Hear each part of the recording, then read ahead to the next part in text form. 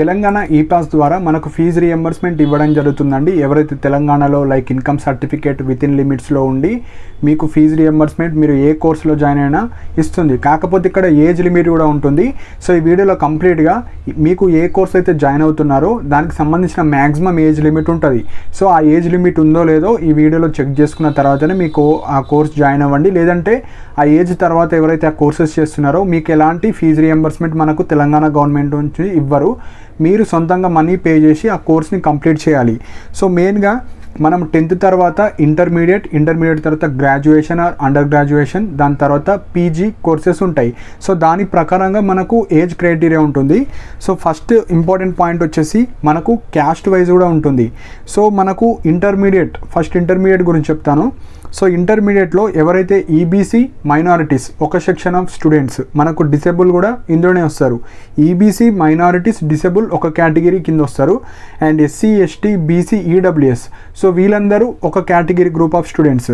So ఇంటర్మీడియట్లో ఎవరైతే మీరు ఫస్ట్ ఇయర్లో జాయిన్ అవుతారో మీరు EBC or minority disable, so మీరు ఏ ఇయర్లో అయితే జాయిన్ అవుతారో, ఎగ్జాంపుల్ మీరు 2026 కావచ్చు 2025 ఏ ఇయర్లోనే జాయిన్ అవ్వండి. ఆ అకాడమిక్ ఇయర్లో 1st July to your date of birth, అంటే డేట్ ఆఫ్ బర్త్ నుంచి మీరు ఏ ఇయర్లో అయితే జాయిన్ అవుతున్నారో ఆ కోర్స్కి మీరు మ్యాక్సిమం ఏజ్ వచ్చేసి 20, ఆ 20 ఆర్ బిలో ఉంటేనే మీకు ఫీజు రియంబర్స్మెంట్ వస్తుంది. అండ్ ఎవరైతే ఎస్సీ ఎస్టీ బీసీ ఈడబ్ల్యూఎస్ వాళ్ళు ఉన్నారో మీరు ఇంటర్మీడియట్లో జాయిన్ అవుతే 24 ఏజ్ ఉండాలి మ్యాక్సిమం ఏజ్. దానికన్నా బిలో ఉంటే వస్తుంది, కానీ ఎబో ఉంటే రాదు. సో మెయిన్ పాయింట్ వచ్చేసి ఇంటర్మీడియట్ మీరు జాయిన్ అయ్యేటప్పుడు 20 ఏజ్ ఉంటే మీకు ఫీజు రియంబర్స్మెంట్ వస్తుంది. And SC ST BC EWS వాళ్ళకు 24 ఏజ్. సో ఇది ఇంటర్మీడియట్ వాళ్ళకు. అదే ఎవరైతే గ్రాడ్యుయేషన్, సో గ్రాడ్యుయేషన్ అంటే ఇక్కడ గ్రాడ్యుయేషన్ అండర్ గ్రాడ్యుయేషన్ రెండు వస్తాయి. సో నార్మల్ డిగ్రీ చేసే వాళ్ళు బీటెక్ కావచ్చు, బీ ఫార్మసీ, సో ఇంటర్మీడియట్ తర్వాత చేసే అన్ని courses like diploma in elementary education TTC, so DEd అన్న టీటీసీ అన్న డైట్ అన్న ఒకటే. సో వాళ్ళకు కూడా మీకు మ్యాక్సిమం ఏజ్ వచ్చేసి ఈబీసీ మైనారిటీ వాళ్ళకు 25 ఏజ్. సో 25 తర్వాత ఎవరైతే 26, 27 ఏజ్ వాళ్ళు చేస్తే మీకు ఎలాంటి ఫీజు రియంబర్స్మెంట్ రాదు.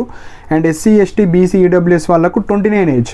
సో మీరు డిగ్రీ కావచ్చు, బీటెక్, బీ ఫార్మసీ, ఇంటర్మీడియట్ తర్వాత చేసే అన్ని కోర్సెస్కి మీకు 29 maximum age.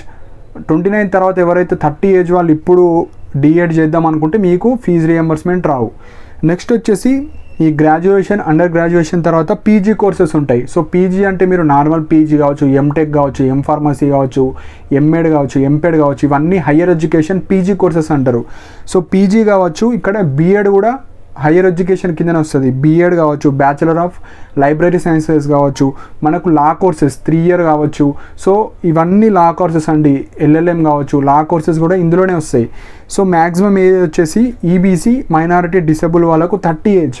So maximum fee reimbursement రావాలంటే 30 ఏజ్ ఆర్ బిలో ఉన్న వాళ్ళకే వస్తుంది. అదే ఎస్సీ ఎస్టీ బీసీ ఈడబ్ల్యూఎస్ వాళ్ళకు 34 ఏజ్ ఉన్న వరకు వస్తుంది. అంటే 34 ఆర్ బిలో ఉన్న వాళ్ళకి వస్తుంది. 34 ఏజ్ తర్వాత ఎవరైతే ఇప్పుడు ఎల్ఎల్బి చేద్దాం అనుకున్నా, లేదంటే ఇప్పుడు బీఎడ్ చేద్దాం అనుకున్నా 35, 36 ఏజ్ వాళ్ళు పీజీ చేద్దాం అనుకున్నా వాళ్ళకు రావు.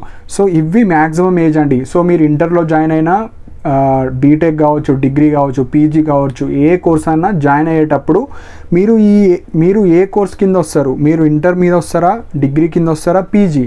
సో ఈ 3 sectionsలో మీ కేటగిరీ ఏజ్ మ్యాక్సిమం ఏజ్ చూసుకొని మీరు ఆ ఏజ్లో జాయిన్ అవుతే maximum age or below join అయితేనే ఫీజు రియంబర్స్మెంట్ వస్తుంది. ఆర్ స్కాలర్షిప్స్, కొందరికి హాస్టల్ ఏవైతే యూనివర్సిటీ హాస్టల్లో ఉంటారో మీకు మెస్ స్కాలర్షిప్స్ వస్తాయి అండ్ ఫీజు రియంబర్స్మెంట్ రెండు వస్తాయి.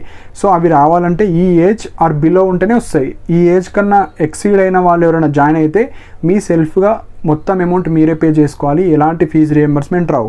సో ఎవరికైతే ఈ ఎడ్యుకేషన్ ప్రాసెస్ చేసే టైంలో లైక్ ఇంటర్ టు డిగ్రీ కావచ్చు, ఇంటర్ టు బీటెక్ కావచ్చు, ఏదన్నా గ్యాప్ వచ్చినా, degree under graduation are graduation తర్వాత పోస్ట్ గ్రాడ్యుయేషన్ చేసే టైంలో గ్యాప్ వచ్చినా, ఎనీ ఎడ్యుకేషన్ వస్తే మీరు గ్యాప్ సర్టిఫికేట్ కూడా తీసుకోవాలి.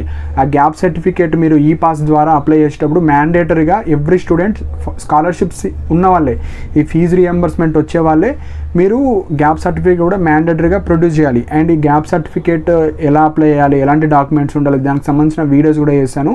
సో ఎవరైతే ఫ్రెషర్స్ ఇప్పుడు అప్లై చేద్దాం అనుకుంటున్నారో అది అప్లై చేసుకొని పెట్టుకోండి. సో ఇవ్వండి. సో ఏ కోర్స్ చేసినా మ్యాక్సిమం ఏజ్ ఉంటుంది, ఆ ఏజ్ ఆర్ బిలో అప్లై చేసినప్పుడే మీకు ఫీజు రియంబర్స్మెంట్ వస్తుంది, లేదంటే మీరు ఓన్గా మనీ కట్టాలండి. సో ఇవి మెయిన్ పాయింట్స్ మనకు తెలంగాణ గవర్నమెంట్ ద్వారా ఎవరైతే ఎడ్యుకేషన్ చేస్తున్నారో ఈ పాస్ ద్వారా ఈ ఏజ్ లిమిట్స్ వాళ్ళకి ఫీజు రియంబర్స్మెంట్ వస్తాయి. సో ఇవ్వండి. ఇంకేమైనా డౌట్స్ ఉంటే కింద కమెంట్ సెక్షన్లో మెన్షన్ చేయండి. అండ్ ఇలాంటి అప్డేట్స్ కోసం నా ఛానల్ని సబ్స్క్రైబ్ చేసుకోండి. అండ్ నా టెలిగ్రామ్ ఛానల్లో కూడా జాయిన్ అవ్వండి. ఎవ్రీడే గవర్నమెంట్ జాబ్ అప్డేట్స్ కానీ స్టూడెంట్కి రిలేట్ అయ్యే అన్ని important PDF links everyday share చేయడం జరుగుతుంది. అండ్ ఇలాంటి వీడియోస్ కోసం నా ఛానల్ని సబ్స్క్రైబ్ చేసుకోండి. And thank you for watching my video.